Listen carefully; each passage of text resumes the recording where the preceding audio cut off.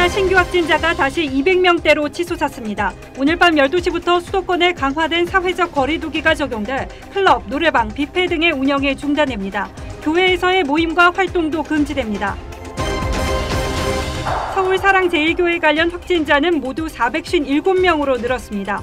해당 교회 예배에 참석했던 한 확진자는 파주에서 도주하는 등 탈출 사례가 잇따르고 있습니다.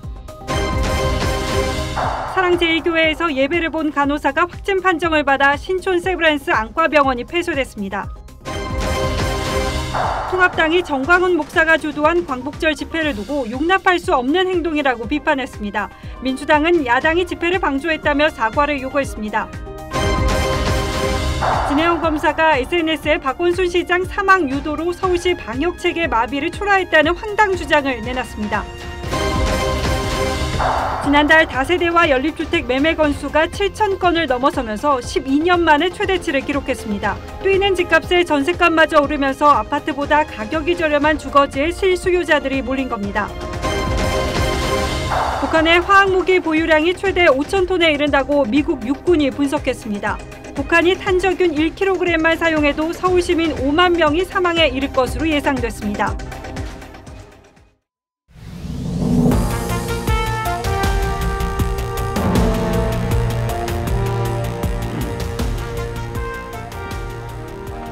안녕하십니까. 뉴스9의 신동욱입니다. 코로나19 신규 확진자가 닷새 연속 세 자릿수를 기록하면서 이 기간에 쏟아진 확진자만 1,000명에 육박하고 있습니다. 특히 수도권에서 시작된 집단 감염은 교회 등을 매개로 전국으로 퍼지고 있습니다. 역학조사로 빨리 접촉자를 찾아내지 못하면서 감염병 재생산 지수도 3에 가까워졌습니다. 한 명의 감염자가 3명을 감염시키고 있다는 뜻입니다. 때문에 지금 여기서 차단하지 못하면 유럽이나 미국과 같은 대유행으로 번질 가능성도 있다고 전문가들은 경고하고 있습니다. 이에 따라 정부가 당장 내일부터 수도권의 거리두기를 강화하기로 했고 통제가 더 어려워지면 3단계 격상도 검토하기로 했습니다. 먼저 정은혜 기자가 보도합니다. 오늘 0시 기준 코로나19 신규 확진자는 246명입니다. 지난 14일 103명을 시작으로 닷새 연속 세 자릿수 확진자가 나왔습니다. 지역별로는 서울 464명, 경기 320명 등 83% 이상이 수도권에 집중됐습니다. 서울 성북 사랑제일교회, 경기도 용인 우리제일교회, 파주 스타벅스, 서울 강남 골드트레인 등 집단 감염지만 10개가 넘습니다. 확산세를 차단하려면 확진자 1명당 평균 10명에서 20명에 이르는 접촉자들을 조기에 찾아내 격리시켜야 합니다. 하지만 역학조사가 확산세를 따라가지 못하면서 감염 재생산 지수는 확진자 1명이 3사람 가까이 감염시킬 수 있는 3에 육박했습니다. 8월 16일, 8월 17일을 반영을 하면 일부 전문가들의 경우에는 수치가 2를 훨씬 넘기는 3에 가까운 수치도 계산하시는 분이 있고, 결국 정부는 사회적 거리두기 강화 카드를 꺼내들었습니다. 지금 방역망의 통제력을 회복하지 못한다면 사회적 거리두기 3단계 격상까지 검토할 수밖에 없으며, 내일부터는 인천을 포함한 수도권에서 실내 50인 이상, 실외 100인 이상이 대면으로 모이는 모든 모임과 행사가 금지됩니다. 또 클럽과 노래방, PC방 등 12종의 고위험 시설과 실내 국공립시설의 운영이 중단되고 교회는 비대면 예배만 허용됩니다. 경기도는 음식물 섭취 등 불가피한 경우를 제외하고는 모든 주민과 방문자까지 실내외에서 마스크를 착용하도록 행정명령을 내렸습니다. TV조선 정은혜입니다. 사랑제일교회발 집단 감염은 전국 11개 시도로 확산하면서 관련 확진자만 500명에 육박하고 있습니다. 초기 대응을 소홀히 한 교회 측과 전광훈 담임 목사에 대한 비판 여론도 따라서 커지고 있습니다. 이런 가운데 경기도 파주에서는 확진 교인 1명이 치료를 받던 병원에서 탈출을 해서 경찰이 추적에 나섰습니다. 배상윤 기자가 보도합니다. 경기도 파주의료원. 오늘 새벽 0시 30분쯤 이곳에서 격리 치료를 받던 코로나19 확진 환자 A씨가 병원을 탈출했습니다. A씨는 소지품을 챙기고 아무런 제지 없이 이곳 병원 정문을 통해 유유히 빠져나갔습니다. 숨어져 있기도 하고 기어서 나가기도 하고 간호사들이 눈피하려고. 경찰은 사랑제일교회 신도로 알려진 A씨를 쫓고 있습니다. 어제 포항에서도 40대 여성 확진자가 달아났다 붙잡히기도 했습니다. 이딴 도주 소동 속에 사랑제일교회 관련 확진자는 오늘 138명이 추가돼 총 457명으로 늘었습니다. 서울 282명, 경기 119명 등 대부분이 수도권이지만 충남과 강원 등 전국 11개 시도에서도 확진자가 속출하고 있습니다. 전국적인 대유행 초기 단계지만 신도 600여 명은 아직도 연락두절 상태입니다. 정강훈 목사와 교회에 대한 비판 여론은 거세지고 있습니다. 지금 상황인지라 특히나 이런 지금 뭐 여기 광화문 쪽도 사람도 더 많이 이렇게 다니고 하는데 그런 집회나 뭐 이렇게 단체적으로 이제 움직인다는 그 자체가 좀 너무 이기적이지 않나 싶습니다. 전 목사의 경우 치료비를 지원하면 안 된다는 청와대 국민청원까지 등장했습니다. TV조선 배성윤입니다. 서울 노원구와 종로구, 경기도 가평의 교회와 관련 시설에서도 집단 감염이 발생했습니다. 감염 경로 확인 결과 모두 사랑제일교회와 연관이 돼 있는 것으로 파악됐습니다. 구체적으로 어떤 경로를 통해서 감염이 이루어졌는지 권영민 기자가 자세히 취재했습니다. 교회 안에 불은 꺼졌고 굳게 닫힌 문 위에 안내문이 붙습니다. 2주 동안 교회를 폐쇄한다는 내용입니다. 이 교회에서는 최근 닷새 동안 16명이 확진 판정을 받았습니다. 목사님이 이제 신세 발생한 걸 알고 자발적으로 우리한테 연락이 온 거죠. 검사받겠다고. 확진 판정을 받은 신도들은 13일부터 15일까지 경기도 양평에서 열린 수련회에 참석했습니다. 그런데 이 수련회에는 지난 6일과 7일 성북구 사랑제일교회 예배에 갔던 사람이 참석했던 것으로 드러났습니다. 방역당국은 안디옥교회 교인을 전수검사한 결과 수련회를 통해 감염된 16명 외에 추가 확진자는 없다고 밝혔습니다. 경기도 가평군 창대교회에서는 모두 7명이 확진됐습니다. 이 가운데에는 사랑제일교회 교인과 접촉한 50대 여성 A씨가 포함돼 있었습니다. 이 가운데 일부는 지난 15일 광화문 집회에도 참석했던 것으로 파악됐습니다. 서울 종로구 한국기독교회관에서도 확진자가 나왔습니다. 이 직원도 사랑제일교회 교인으로 파악됐습니다. 11일에 출근하셨다가 회의를 하셨는데 회의에 참가하셨던 분들은 다 검진을 받으셨고 음성 판정 받으셨다고. 기독교회관은 해당 사무실을 2주 동안 폐쇄했습니다. TV조선 권용민입니다. 자, 이렇게 교회를 통한 집단 감염이 걷잡을 수 없이 번지자 정부는 수도권 교회의 모든 대면 예배를 전면 금지했습니다. 전광훈 목사에 대한 교계 내부의 비판이 커지고 있는 가운데 김태영 한국교회 총연합회장은 박능우 복지부 장관을 찾아 유감의 뜻을 밝혔습니다. 정준영 기자입니다.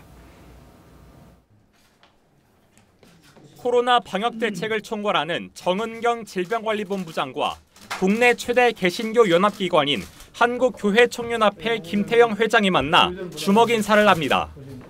자리에 앉은 뒤 분위기는 무거워졌습니다. 수도권을 중심으로 몇몇 특정 교회에 한정된 것이 있기는 합니다만은 문제가 상당히 위중한 상태로 옮겨가고 있습니다. 김 회장은 최근 교회발 코로나 감염자가 크게 늘어난 것에 대해 국민께 누를 끼쳤다며 사과했습니다. 더 이상 국민들의 누가 되지 않도록 방역 당국이나 국민들에게 다시 한번 죄송하다는 말씀을 드리겠습니다. 한국성결교회연합회는 한국교회 범교단적 공동대처가 미흡했던 책임을 통감한다고 했습니다. 한국기독교목회자협의회도 사회적 공분을 사고 있는 전광훈 목사에 대해 보다 확실한 처분을 촉구한다고 각 교단에 요청했습니다.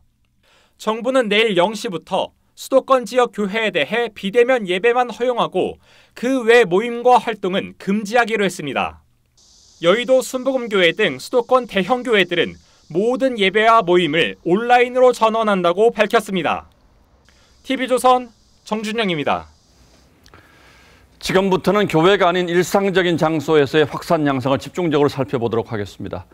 지난 광복절 집회 현장에서 체포된 60대 남성이 경찰서 유치장에 있다가 확진 판정을 받았습니다. 이 남성을 조사한 서울 수서경찰서 사무실과 강남경찰서 유치장이 폐쇄됐고 접촉 가능성이 높은 직원들은 모두 격리 조치됐습니다.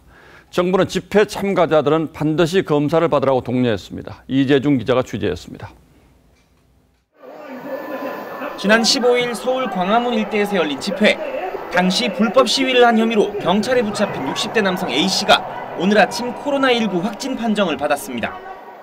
그럴 수도 있는 사람이 있을 수도 있으니 선제적으로 검사를 시키자. A씨는 당시 수서경찰서로 연행됐다가 16일 새벽 1시 20분쯤 강남경찰서 유치장에 수감됐습니다. 이후 16일 오후 경찰 조사와 코로나 검사를 받고 17일 석방됐습니다. 경찰은 오늘 아침 지자체로부터 A씨의 양성 판정을 통보받았습니다. 경찰은 A씨가 머물렀던 강남경찰서 유치장 등을 폐쇄했습니다. 호송과 수사 등을 맡았던 경찰 25명과 유치장에 있던 11명은 코로나19 검사를 받았습니다. 저희가 자체적으로 2m 이내 근접이라든지 대면 대화했다든지 이런 사람들을 추려가지고 격리 대상을 선정하고 진단검사 실시하고. 정부는 집회 참가자가 파악이 되지 않는 만큼 반드시 스스로 검사를 받아야 한다고 강조했습니다. 경기도와 대구시 등 지자체는 광화문 집회 참석자에 대해 진단검사 행정명령을 내렸습니다. TV조선 이재중입니다. 서울 신촌의 세브란스 병원의 안과 병동에서도 확진자가 나와서 병동이 폐쇄됐고 오늘로 잡혔던 진료 수술이 모두 취소됐습니다. 사랑제일교회 교인으로 확인된 이 간호사는 무증상 상태로 닷새 동안 출근한 것으로 확인되었습니다. 보도에 황병준 기자입니다. 서울 신촌 세브란스 안과병원. 출입문에 통제선이 설치됐습니다. 어제 간호사 1명이 확진돼 건물 전체가 폐쇄된 겁니다.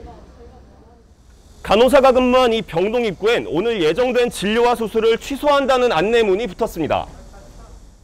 사랑제일교회 교인인 이 간호사는 지난 9일 예배에 참석한 뒤 다음 날부터 무증상 상태로 닷새간 출근한 것으로 파악됐습니다. 확진 직원이 오후에 검사 결과 나와서 관련된 가능성 있는 직원들은 집에 안 가고 다 남아서 검사받은 120여 명의 직원 가운데 오늘 1명이 추가 확진됐습니다. 방역당국은 하루 600여 명에 달하는 외래 환자 가운데서도 접촉자를 파악하고 있습니다. 사랑제일교회발 N차 감염은 고령층 환자들이 있는 서울 새마음 요양병원과 어르신 방문 요양센터로도 번졌습니다. 이미 관련 확진자 457명 가운데 60대 이상 고령층이 신천지의 3배인 38%에 이릅니다. 60대가 26.2%, 70대가 10.1%, 80대 이상이 1.5% 해서 60대 이상이 약 38% 정도로. 경기도 안산 한도병원에서도 사랑제일교회 교인인 보호자를 통해 4명이 확진돼 병원 전체가 코호트 격리됐습니다. TV조선 황병준입니다. 이렇게 되면 학교도 걱정입니다. 광진구의 어린이집 교사, 노원구 고등학교 교사가 코로나19에 확진되면서 2학기 시작을 코앞에 둔 학부모들의 불안도 커지고 있습니다. 문재인 대통령이 오늘 서울의 한 여자중학교에서 1일 학생이 되어 수업에 참가했는데 전면적인 등교에는 차질이 불가피하다고 말했습니다. 송민순 기자가 취재했습니다. 서울 광진구의 한 어린이집. 문이 잠겨 있습니다. 이곳에서 일하는 교사 한 명이 코로나19 확진 판정을 받으면서 해당 어린이집은 오늘부터 2주간 이렇게 폐쇄에 들어갔습니다. 사랑제일교회 신도인 확진 교사는 광화문 집회에도 참석한 것으로 알려졌고 100명이 넘는 원생들이 검사를 받았습니다. 어저께 애들 다 와서 검사했거든요. 일찍이 와서 일찍. 놀랬죠. 울고불고 쑤시니까. 경기도 화성 병점과 동탄의 어린이집에서도 확진자가 잇따라 나왔습니다. 학부모들은 불안합니다. 현실적으로 맞벌이도 하고 그러다 보니까 안 보낼 수 있는 상황이 아니어서 보내긴 하는데 많이 불안하긴 하죠, 솔직히. 네. 학교 감염도 잇따르고 있습니다. 서울 노원구의 한 고등학교에선 교사가 사랑제일교회 예배에 참석했다가 확진됐습니다. 경기도 용인 대지고 죽전고 관련 확진자도 2명 늘었습니다. 조속한 전면 등교가 우리의 목표였는데 지역이나 상황에 따라서는 그 목표에도 차질이 불가피해졌습니다. 어제까지 최근 나흘간 서울에서는 학생 20명, 교직원 3명이 확진됐고 경기도에서는 최근 보름간 학생과 교직원 42명이 감염됐습니다. TV조선 송민선입니다. 사랑제일교회를 통한 이른바 N차 감염은 서울 지역의 콜센터 3곳으로도 번졌습니다. 지금까지 확진자 19명이 확인됐습니다. 콜센터 특유의 밀집된 근무 환경 때문에 추가 감염이 우려되는 상황입니다. 이태영 기자입니다. 서울역 인근 롯데홈쇼핑 콜센터입니다. 사랑제일교회 관련 2차 전파로 지금까지 총 7명이 확진 판정을 받았습니다. 롯데홈쇼핑은 콜센터를 폐쇄하고 방역 조치를 마친 후 2주 뒤 영업을 재개할 계획이라고 밝혔습니다. 역학조사 결과 사랑제일교회 신도인 직원이 다른 직원에게 전파한 것으로 확인됐습니다. 교회 관련자로만 저희도 확인을 했고 이게 진짜 신도인지 아닌지 450여 명이 근무하는 서울 서대문구의 농협카드 콜센터에서도 지난 15일 첫 확진자 발생 이후 확진자가 무더기로 나오고 있습니다. 어제 6명에 이어 오늘 4명이 추가로 확진됐습니다. 결과 기다리고 있으니까 오늘도 4분 나오신 거 보니까 뭐 한두 분 정도 나올 수도 있지 않을까. KB저축은행 콜센터에서도 관련 확진자가 2명 확인되는 등 사랑제일교회 집단 감염이 밀집한 환경으로 감염에 취약한 콜센터로도 확산되고 있습니다. 콜센터 특징상 외근을 하고 이런 게 아니잖아요. 근처에 있는 사람들에게 전파가 될 가능성이 많죠. 밀집한 환경으로 인해 앞서 구로 콜센터에서는 170명이 확진됐습니다. TV조선 이태영입니다. 경찰서라고 해서 안전지대는 아닙니다. 서울 해화경찰서 소속 경찰관 4명이 확진 판정을 받은 데 이어서 광진경찰서, 관악경찰서에서도 확진자가 나왔습니다. 국방부는 모든 장병의 휴가를 2주 동안 제한하기로 했습니다. 권영석 기자가 보도합니다. 업무 시간이지만 경찰서 사무실엔 불이 꺼졌습니다. 어제 코로나 확진 판정을 받은 경찰관 A씨가 소속된 서울 관악경찰서 보안계 모습입니다. 관악경찰서는 확진자가 근무했던 교통안전계와 보안과 사무실을 폐쇄했습니다. A씨는 지난 14일 사랑제일교회 교인인 지인과 접촉했습니다. 금요일날 퇴근하고 저녁 식사를 같이 했다고 하더라고요. 아직 출근은 안 한 상태고요. 관악경찰서 측은 밀접 접촉자 17명을 포함해 경찰관 60여 명에 대해 코로나 검사 후 자가격리 조치했습니다. A씨 남편인 광진경찰서의 경찰관 B씨도 같은 날 확진 판정을 받았습니다. 보안계에 근무하는 직원들이 접촉자죠. 저는 음성 나왔습니다. 다른 과도 그거 진행 중인데. 경찰은 지구대 인력 재배치 등 근무 조정으로 치안 공백 막기에 돌입했습니다. 국방부도 내일부터 전 장병의 휴가를 2주간 제한하기로 했습니다. 외부인의 부대 출입도 제한할 계획입니다. TV조선 권영석입니다. 자, 이렇게 당장은 수도권 확산이 발등에 떨어진 불입니다만 지방도 안심할 수는 없습니다. 그동안 확진자가 단 1명도 나오지 않았던 전남 진도에서 첫 확진자가 발생했는데 제주 여행에서 돌아오는 비행기에서 확진자와 접촉한 것으로 추정되고 있습니다. 강원도에서도 피서객과 접촉한 호텔 직원이 확진 판정을 받으면서 피서지 방역에 비상이 걸렸습니다. 오선열 기자입니다. 마을로 진입하는 유일한 도로가 막혔습니다. 전남 진도에 거주하는 60대 남성 A씨가 확진 판정을 받으면서 마을이 폐쇄된 겁니다. 주민 등 접촉자 71명은 자가격리에 들어갔습니다. 2주 정도 격리가 들어간다면 사업에 큰 지장이 있죠. 지금 긴팔 시기적으로 못 넘으려고 금년을 망하는 거예요. A씨는 지난 12일 제주 여행을 마치고 경기 김포 확진자와 같은 비행기를 탄 것으로 확인됐습니다. 카드 내역 조회 등 출입자 동선을 파악하고 있으며 초, 중고 학생들 등교를 연기하기로 결정하였습니다. 이번 달 제주 방문객은 72만 5천 명, 광복절 연휴 기간만 23만 명이 제주를 찾았습니다. 관광객과 주민 모두 조심하고 있지만 불안하긴 마찬가지입니다. 이게 남의 일이 아니라 이제 우리가 간 곳에도 이제 그분들이 왔을 수도 있으니까 아무래도 신경도 많이 쓰이고 좀 조심하게 되죠. 강원도 강릉에선 한 호텔 직원도 투숙객인 경기용인 확진자와 접촉한 뒤 확진 판정을 받았습니다. 폭염에 피서객들의 이동이 많아질 것으로 전망되면서 방역당국의 긴장감이 높아지고 있습니다. TV조선 신혜리입니다. 상황이 심상치 않게 돌아가자 방역당국은 이미 어제 의료 시스템 붕괴를 경고한 바 있습니다. 최악의 상황에 대비를 해야 한다는 뜻인데 이런 우리의 목소리가 나오는 이유를 지금부터 하나하나 따져보도록 하겠습니다. 자, 윤슬기 기자. 네. 정은경 본부장이 어제 의료 시스템 붕괴를 경고했는데 이렇게 말한 근거는 뭡니까? 네, 확진자의 기하급수적 증가를 우려하면서 한 말인데요. 실제 계산을 해봤습니다. 예. 자, 방역당국은 수도권 환자 1명이 1.5명을 감염시킨다고 추정을 하죠. 자, 그러니까 1명이 신규 확진자 1.5명을 낳고 이 1.5명이 다시 신규 확진자 2.25명을 발생시키는 시기입니다. 자, 이렇게 감염이 3차례만 일어나도 보시다시피 누적 환자가 8명이 넘죠. 자, 그런데 학계에서는 이 재생산 지수가 이보다도 높다는 의견도 있습니다. 자, 그러니까 1명의 감염을 막는 것이 그렇게 중요하다는 뜻인데 최근 확진자들 가운데 이것 말고 또 우려되는 특징은 없습니까? 고령층 확진자가 눈에 띄는데요.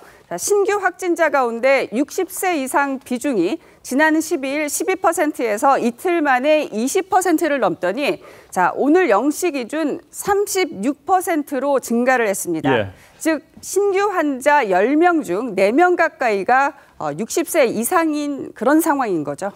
고령 환자의 비중이 상당히 높은 것 같은데 올 초 신천지 사태 때와 비교하면 어떻습니까? 네, 그때와는 양상이 조금 다릅니다. 당시 60세 이상 비중은 2월 24일 19%에서 약 일주일 뒤 16%로 보시는 것처럼 감소세를 보였습니다. 또 최근 늘어나는 고령층 비중은 현재까지 누적 확진자 중 60세 이상 비중인 24%도 웃도는 수치죠. 예. 자, 1차 유행 때보다 중증 치료 수요가 늘어날 거란 우려가 그래서 커지는 겁니다. 환자 수가 폭발적으로 늘고 또 그중에서 60세 이상 고령 환자가 특히 많이 느는 최악의 상황이 벌어질 때 우리 의료 시스템이 감당할 수 있겠습니까? 이 정부는 수도권의 중환자 치료병상 중 입원 가능 병상이 85개라고 오늘 발표를 했습니다. 자, 이는 오늘 발생한 60세 이상 신규 확진자 90명보다도 낮은 수치죠. 또 수도권 감염병 전담병원은 병상 660개가 비었다고 했습니다.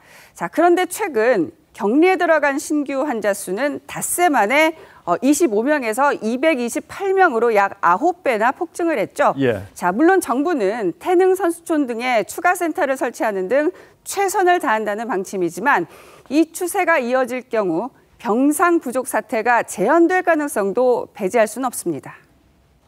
4월, 5월, 6월, 7월, 8월 5개월 동안 재유행에 대비할 시간이 있었는데 준비를 못한 거죠. 그래서 지금 의료 시스템이 붕괴할 위험에 처하게 된 겁니다. 예, 저 역시 의료 시스템 붕괴라는 말을 조금 더 조심하자는 정도의 뜻으로만 생각을 했었는데 당장 발등에 떨어진 불이다 이렇게 봐야겠군요. 그렇습니다. 예, 윤슬기 기자 잘 들었습니다.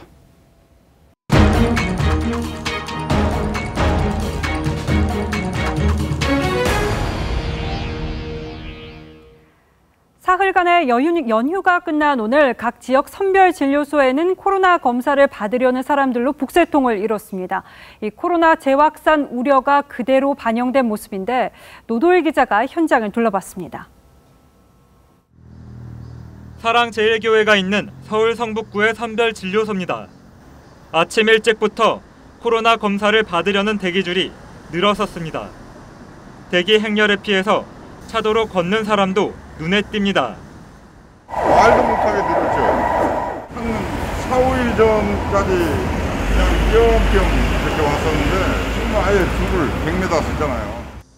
서대문구 선별진료소엔 장애인 전용 주차장 안까지 대기줄이 길게 이어졌습니다. 지난 5월 이태원발 코로나 확산세를 경험했던 용산구 선별진료소에도 오늘 하루 무려 235명이 코로나 검사를 받았습니다. 지난주 같은 요일보다 5배 늘어난 수치입니다. 코로나 검사 신청자들은 깜깜이 감염 증가세에 대한 불안감을 호소했습니다. 또 15일날 광복절 집회도 있었고 그리고 또 연휴 기간도 있었고 지난 3일 동안 되게 깜깜이 감염도 늘어나고 나도 설마 코로나 걸렸을까 봐 불안한 마음에 오늘 유흥주점을 연결고리로 확진자가 늘고 있는 광주광역시에선 오늘 1,459명이 코로나 검사를 받았습니다. TV조선 노도일입니다. 기업도 다시 초비상입니다. 원격 근무 시스템을 갖춘 IT 관련 기업을 중심으로 재택근무가 시작됐는데 관광은 물론이고 음식점 등 서비스업의 직격탄이 전망돼 내수 회복에 복병이 될 것으로 보입니다. 김자민 기자가 전하겠습니다. 건물 진입로 곳곳이 차단됐고 에스컬레이터는 멈춰섰습니다. 코로나19 확산세가 심각해지자 SK텔레콤과 KT는 전 직원 재택근무에 돌입했고 LG유플러스는 직원 절반씩 재택근무를 하기로 했습니다.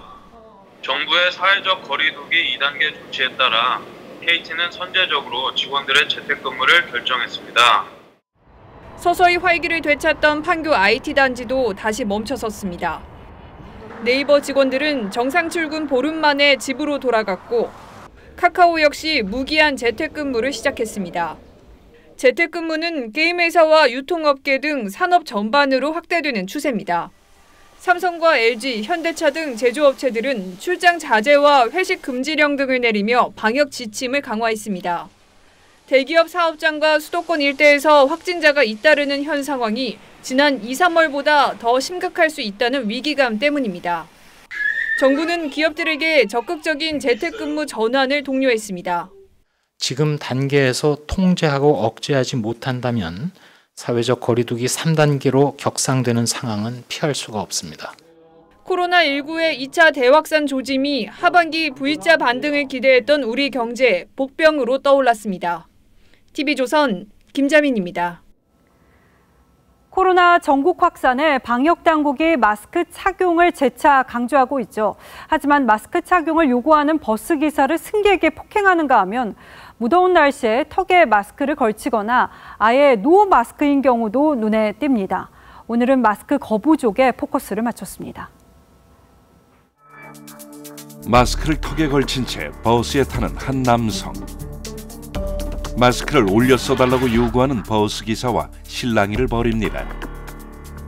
운행 중인 기사 머리채를 잡아당기더니 말리는 주변 승객들에게 삿대질까지 합니다. 결국 신고를 받고 출동한 경찰에 의해 연행됐죠.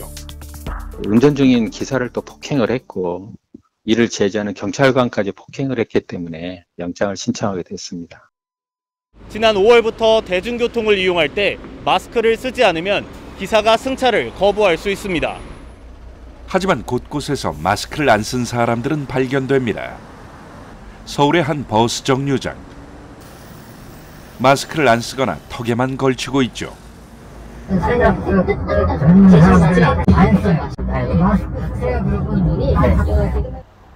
파주의 커피 전문점 등을 중심으로 전염 사례가 속출하자 경기도는 거주자와 방문자 모두 마스크 착용을 의무화하는 행정명령까지 내렸죠. 방역당국도 카페 내에서 마스크 착용을 당부했습니다. 음료를 마실 때의 순간 빼고는 마스크를 착용하고 대화를 나누시는 것, 그리고 마스크를 제대로 착용하는 것. 하지만 카페 안에서 마스크를 느슨하게 쓰는 경우는 여전합니다.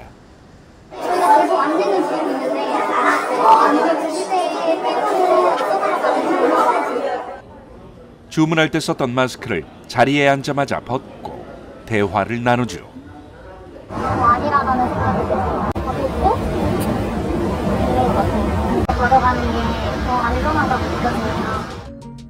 이런 상황을 반영하듯 코로나 확산이 심각하다고 응답한 비율은 한 달 새 28%포인트 감소했고 내가 감염될 가능성이 있다는 응답자도 12%에 그쳤습니다.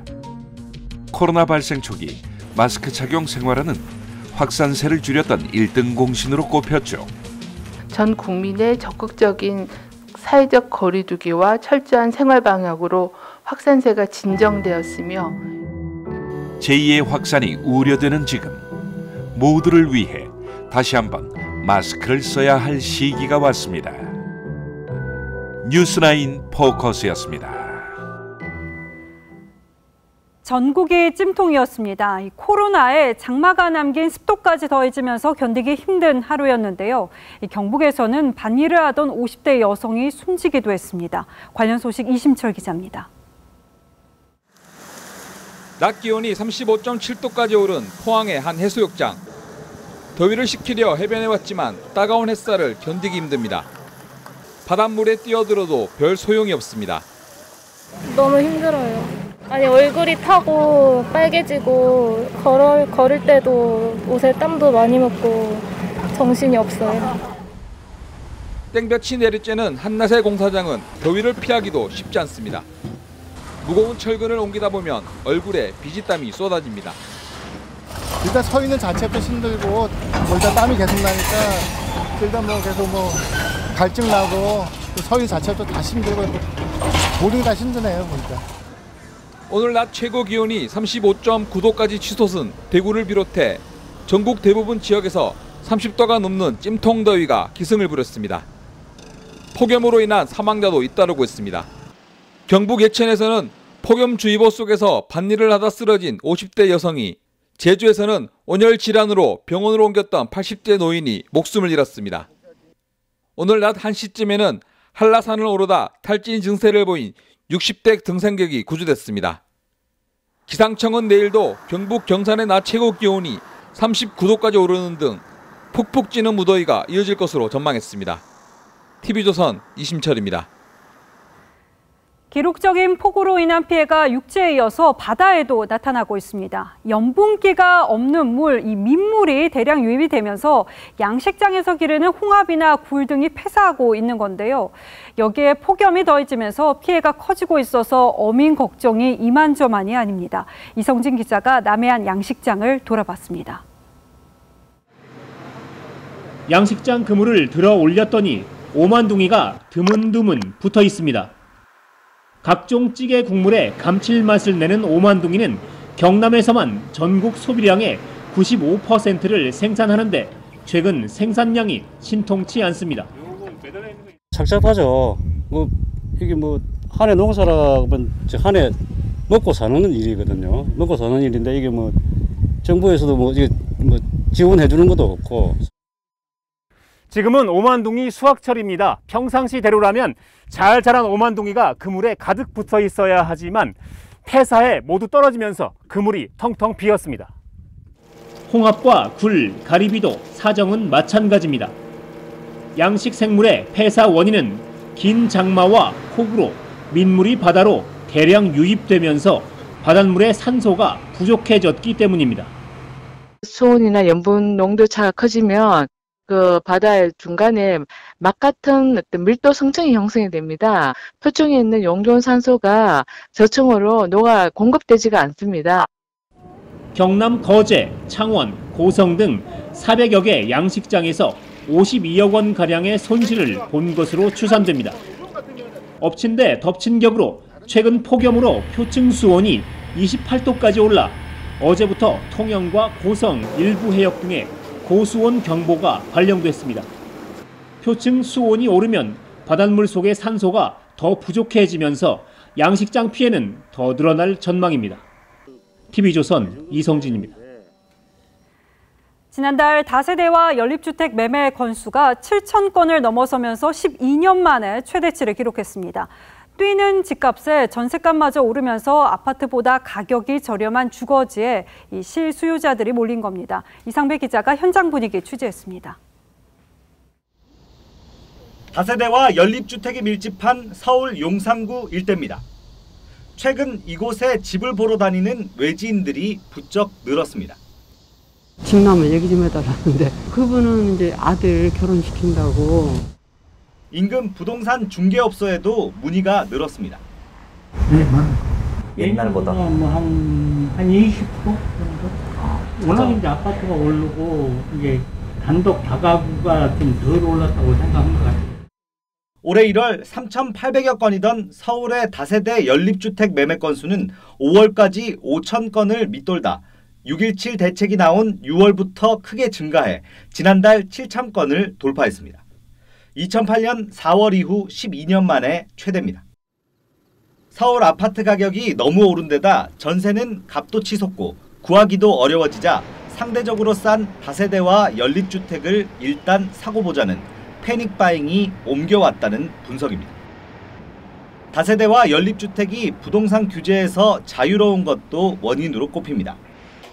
6.17 대책에서 규제 지역의 3억 원 이상 아파트 소유자는 전세자금 대출이 제한되지만 다세대 연립주택은 예외입니다. 더 늦기 전에 작은 집이라도 사야겠다는 이 조급증과 불안 심리가 커지면서 아파트 대안으로 매입한 것으로 분석이 되고 있습니다.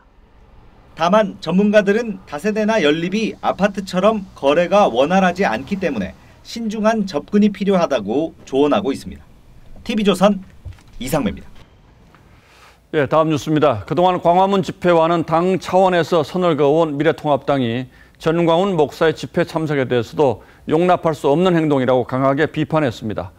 사실상 집회를 방조한 것에 대해서 대국민 사과를 하라는 여당의 공세엔 코로나 창구를 정쟁의 도구로 이용하지 말라고 반박했습니다. 홍현주 기자가 취재했습니다.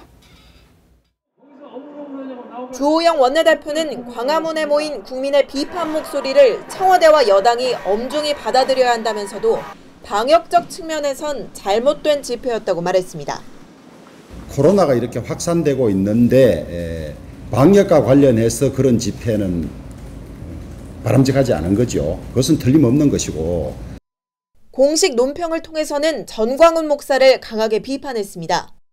전광훈 목사는 정부의 방역 시책에 협조하지 않은 채 공동체의 안위마저 위협하는 용납하지 못할 행동을 했습니다. 하지만 민주당은 통합당이 집회를 방조했다며 대국민 사과를 요구했습니다. 미래통합당은 당원들을 대상으로 금지된 8.15 집회에 참석하지 말라는 어떤 지침도 내리지 않았습니다. 광복절 집회와 전광훈 목사의 거리를 뒀던 통합당 지도부는 여권 공세에는 코로나 창궐을 황당한 정쟁 도구로 이용한다며 반발했습니다. 특히 김종인 위원장은 통합당과 집회가 무슨 관계냐며 황당하다는 반응을 보였습니다. 마치 우리 미래통합당이 광화문 시위를 같이 무슨 주도한 것처럼 그렇게 비난해 굉장히 유치한 사람들이구나 이렇게 생각합니다. TV조선 홍현주입니다. 그런데 한 현직 검찰 간부가 SNS에 이런 글을 올렸습니다. 누군가가 박원순 시장을 죽음으로 내몰았으며 이 때문에 서울시의 방역 체계가 마비됐다. 그리고 여기에 특정 정당이 관련이 있다는 취지의 제목도 붙였습니다. 언급할 가치도 없는 황당한 음모론이긴 합니다만 이 주장을 편 사람이 현직 검사라는 점에서 그리고 종종 이런 류의 논란을 일으키는 사람이라는 점에서 깊은 우려를 담아서 보도하겠습니다. 김태훈 기자입니다. 진혜원 대구지검 부부장 검사가 오늘 오후 페이스북에 올린 글입니다. 숭구리당이 꿈꾸는 나라라는 제목으로 야당을 겨냥한 것으로 추정됩니다. 진 검사는 박원순 전 시장의 사망이 누군가에 의해 유도된 것이며 이 때문에 서울시 방역체계가 마비됐다는 주장을 펼쳤습니다. 의사단체의 파업은 극우주의자들의 주도로 이루어졌으며 방역 마비를 유도했다고 썼습니다. 또 이들의 목표는 전국 감압병원에 코로나를 전파해 병원 폐쇄를 유도하는 것이라고 주장했습니다.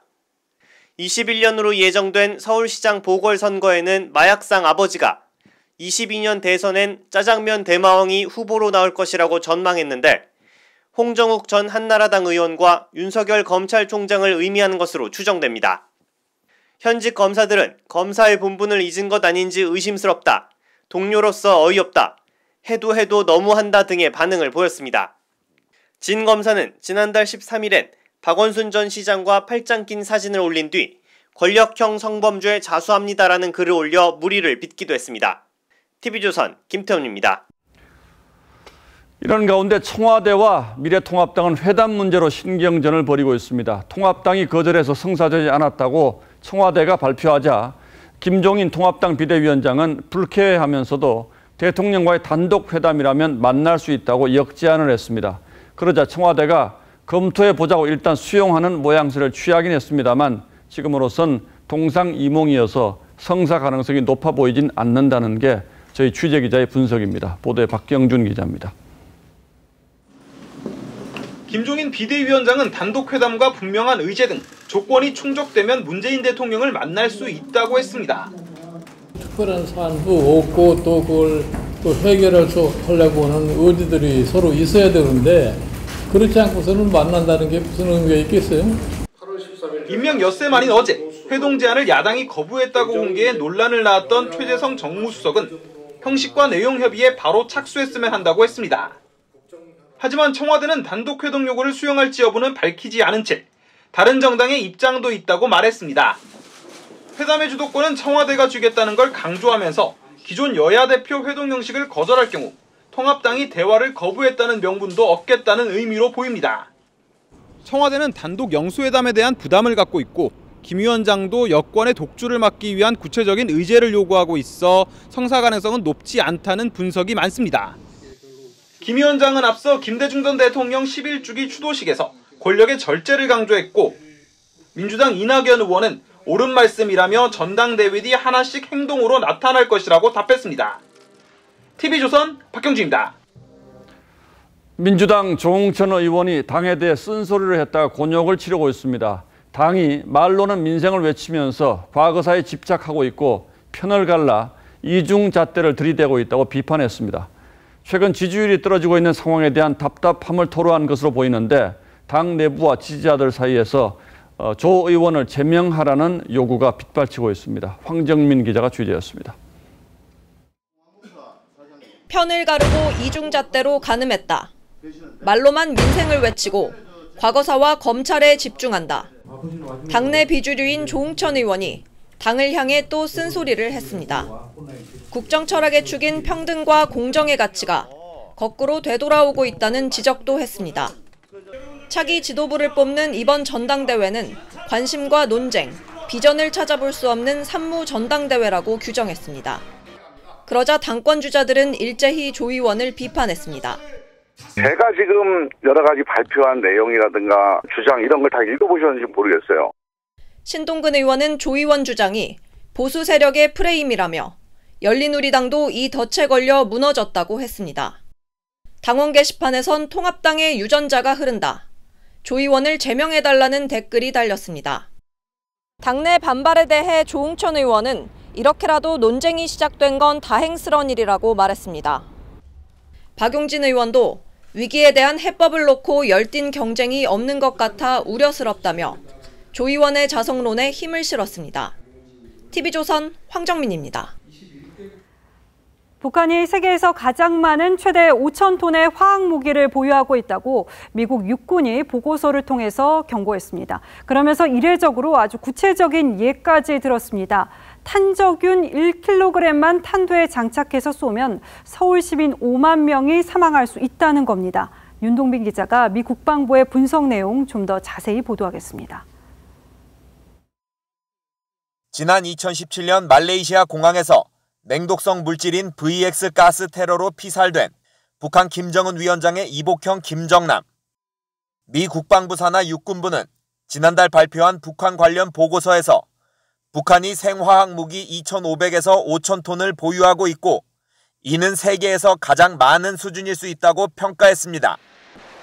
보고서에는 북한이 탄저균과 천연두를 미사일에 실어 우리와 미국, 일본을 공격할 수 있는데 만약 1kg의 탄저균이 서울에 떨어질 경우 약 5만 명이 사망할 수 있다는 내용도 담겼습니다.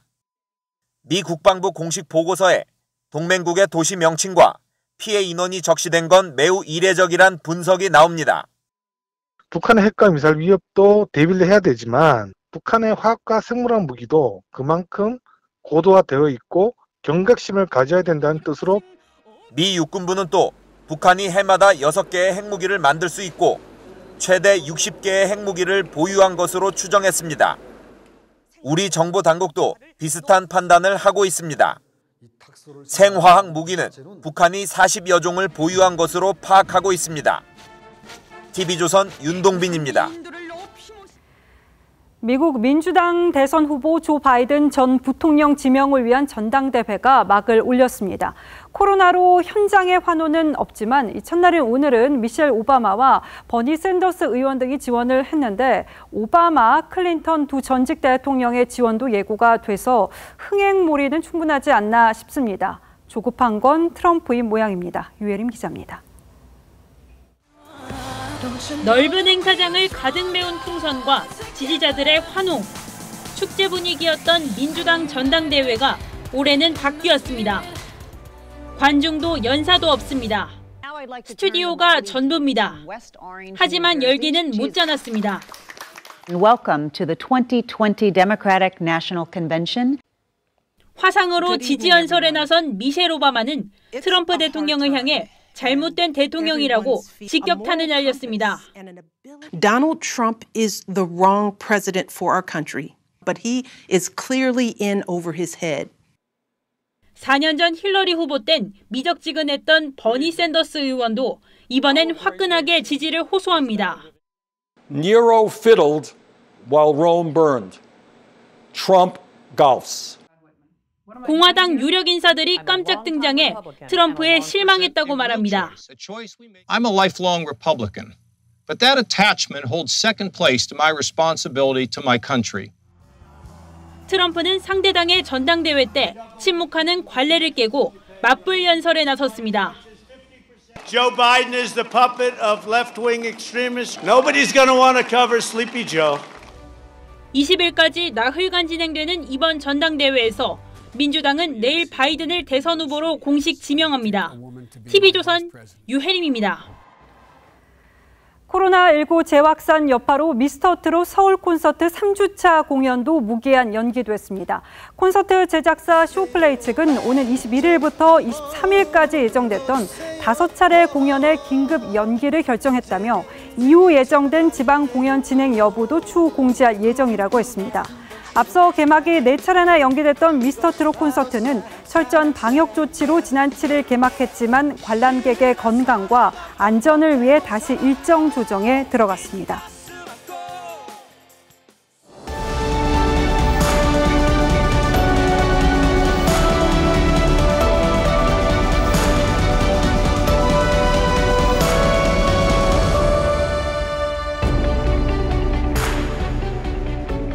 히말라야 고산지대에서 짐을 나르는 야크는 사람 사는 마을에 내려오면 끙끙 앓는다고 합니다.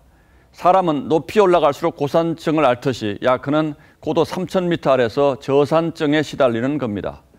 그런 야크를 보며 시인은 어지러운 세상에 살면서도 아프지 않은 자신이 부끄럽다고 했습니다. 직장도 잘 다니고 아부도 잘하고 내가 병든 것이다. 뱃멀미와 정반대로 상륙멀미라는 게 있습니다. 오랫동안 크루즈 여행을 마치고 육지에 오르면 발밑이 흔들리고 어지럽고 메스꺼운 증상을 보이는 겁니다. 배와 수상가옥에 사는 홍콩 동남아 수상족은 땅멀미가 훨씬 심해서 육지의 삶에 적응하기 힘들다고 하죠. 홍콩 정부가 바다 오염을 막으려고 수상족들에게 임대 아파트를 거저 내주자 몇 달 살아보고 배로 돌아갔다는 일화도 있습니다. 언제 어디서든 누구에게든 감염이 될 수 있다는 게 참 무서운 말인 것 같습니다. 수도권의 코로나가 무서운 속도로 번지고 있습니다. 당장 통제되지 않으면 감염 환자가 기하급수로 늘어나서 의료 시스템이 붕괴할 수 있는 위기라고 합니다. 그런 코로나 확산의 한복판에 한 교회가 있습니다. 확진자가 400명을 넘기고도 연락이 닿지 않는 사람이 800명에 이릅니다.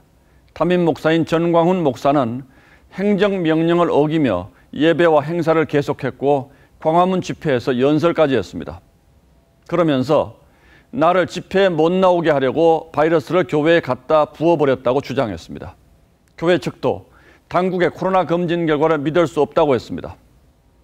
이단이라는 신천지의 방역 방해를 연상시키는 언행이고 성경의 어느 가르침에 이런 대목이 있는지 되묻지 않을 수 없습니다. 세상의 빛과 소금이 되기를 소망하며 목회 활동을 하고 있는 대다수 교회와 목자들의 자부심에 오물을 끼얹는 행위가 아닐 수 없습니다. 정부가 전문가들의 경고를 무시하고 섣불리 긴장을 푼 것도 큰 화근이 되었습니다. 1차 대유행의 파도를 그나마 선방하며 넘을 수 있었던 것도 의료진의 헌신과 국민의 인내 덕분이었는데 정부가 잘해서 그런 것처럼 우쭐했던 건 아닌지요.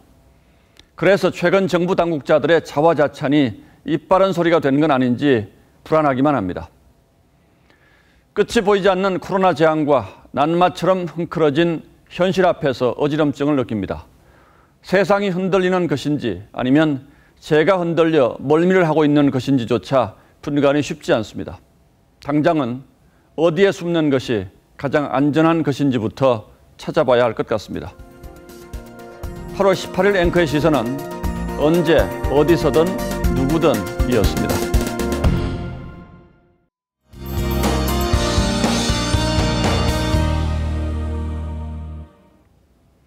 전국에 폭염경보가 내려진 가운데 올해 들어 온열 질환으로 인한 첫 사망자가 발생했습니다. 등산객이 탈진하는 일도 있었는데요. 그만큼 조심하지 않으면 위험할 수 있습니다. 내일도 한낮 기온 33도 이상, 체감온도는 35도 안팎을 보이면서 오늘보다 더 덥겠습니다. 가급적 외출은 자제하시고요. 물도 자주 마시는 게 좋겠습니다. 자세한 지역별 기온 살펴보시면 내일 대구가 38도까지 치솟겠고요. 청주와 대전 35도, 서울은 34도까지 오르겠습니다. 밤에도 25도를 웃돌면서 열대야가 기승을 부리겠습니다. 금요일부터는 기온이 좀 떨어지긴 하겠지만요. 더운 건 여전하겠습니다. 30도 이상을 유지할 텐데요. 계속되는 더위에 건강 잘 챙기셔야겠습니다. 날씨였습니다. 예, 8월 18일 뉴스9는 여기서 모두 마치겠습니다. 시청해주신 여러분 고맙습니다.